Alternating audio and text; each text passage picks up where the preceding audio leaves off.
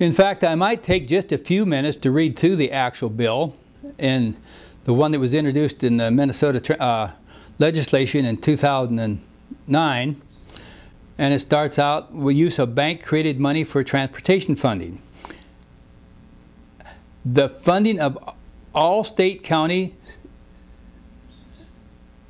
statutory, or home rule city, charter city, and towns, highways, streets, roads, bridges, transit systems, and other transportation infrastructure projects will be achieved in lieu of taxation or bonding through the use of state chartered banks to create money as provided in this section.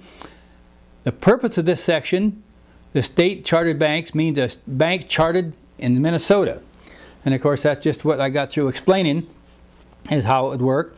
Use of the project money, the governmental agency sponsoring a project, and this is a city or a chartered city or town or highways or bridges or streets or a transit system if you wanted it, selected by the people in that local jurisdiction, then it will be submitted, will submit documentation of it to the Commissioner of Management and Budget for funding.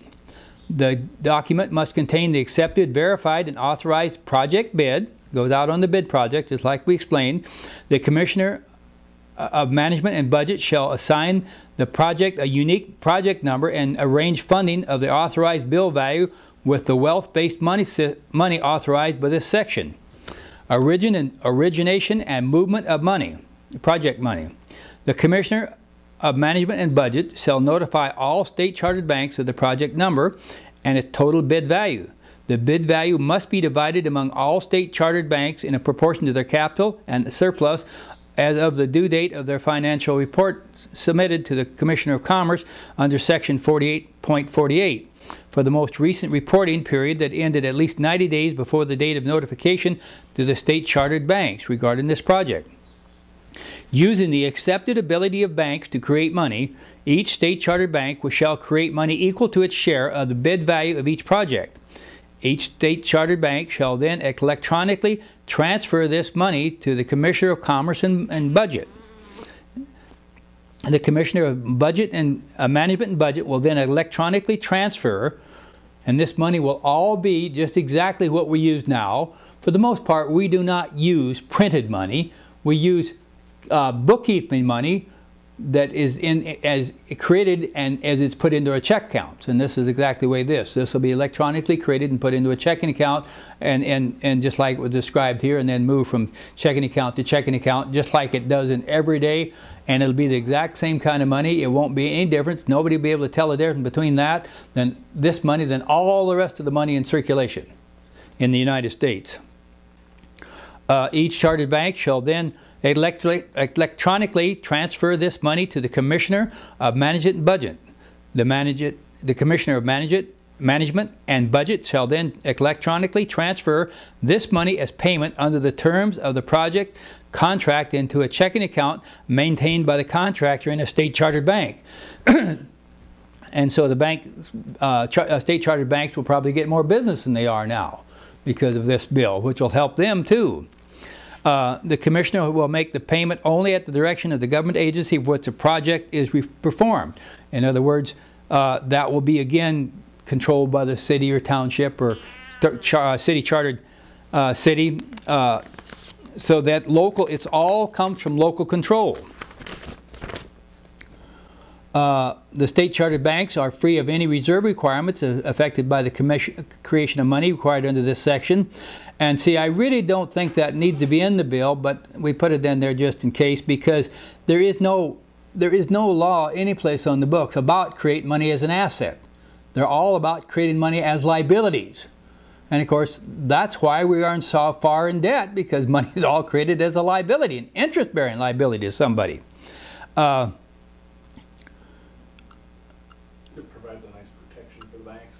Yeah, it provides protection for everybody, for the banks and everybody else this way. The state auditor and legislative auditor shall ensure an ongoing and accurate accounting for and of the total amount of this money created to fund transportation infrastructure projects under this section.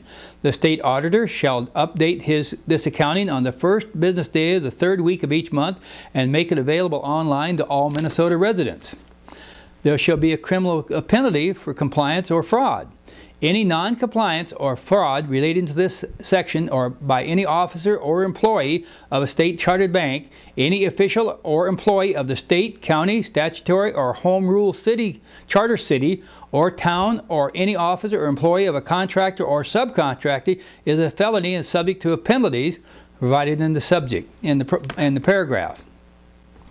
The Commissioner of Management and Budget will implement and administer a pilot project. So we're going to go out under the law. We'll have a pilot project to see how everything works and make sure every T is crossed and I is dotted before we go into it, you know, whole hog, which must be completed within 90 days after the effective date of this section to test and ensure the successful implementation of all procedures required by this section.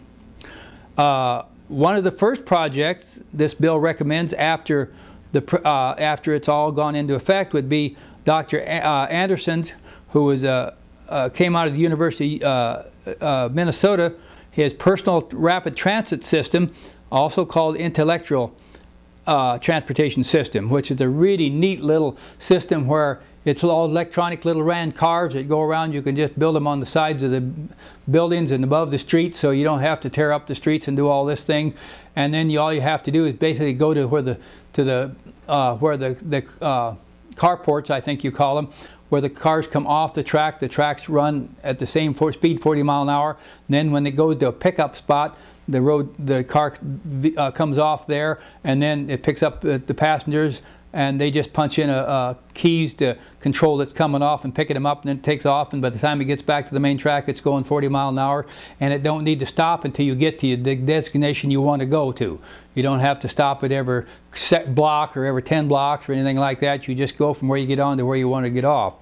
Much safer, more private, everything mode of transportation, which would really be effective in bigger cities and a lot more cost efficient than some of the things we're doing. The Commissioners of Commerce and Transportation and Budget and Management Budget shall work together with the state chartered banking system to monetize the state's transportation of infrastructure system with wealth-based debt-free money through the procedure provided in this section. And that's basically what the bill is all about, just the way I explained how it would work.